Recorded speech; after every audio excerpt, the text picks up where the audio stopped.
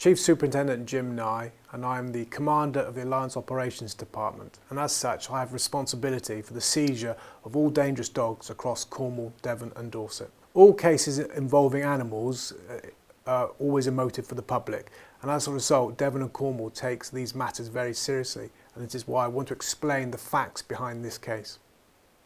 Sadly, Stella is being identified as an illegal breed and deemed to be a dangerous dog. The welfare of dogs is extremely important to me personally, but also the Devon and Cornwall Police. In the last 12 months, we have seized 100 dogs across Devon and Cornwall, and only Stella has been deemed too dangerous to be walked or exercised by kennel staff. And this assessment was done by the RSPCA and by an independent animal behaviour expert. Prior to seizure, and this is a really important point, prior to seizure, Stella, on 2 separate occasions under the control of its owner, tried to bite police personnel. And also, when being assessed by an independent animal behaviour expert, again Stella tried to bite that individual. So the point I want to stress is that Stella, tragic as it is, was deemed and was a dangerous dog prior to any police involvement, before it was seized and before it was put into any kennels.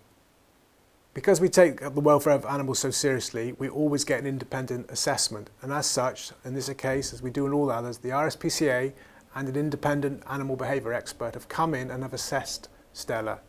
They are satisfied, one, Stella, yes, is a dangerous dog, but also they've been satisfied that the dog's welfare has been maintained and looked after whilst being in kennels.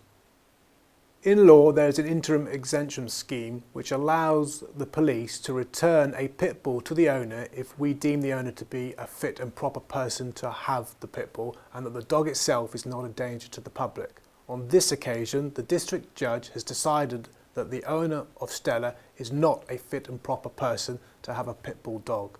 And secondly, that Stella, the dog itself, is deemed a dangerous dog and is not safe to be in the public domain. Sadly, there has been a long delay with this case, and it is something that we, Devon and Cornwall Police, would never choose to have. This case is nearly 2 years old, and of the 11 adjournments that have taken place, 10 have been as a result of the defence and 1 as a result of equipment failure in court.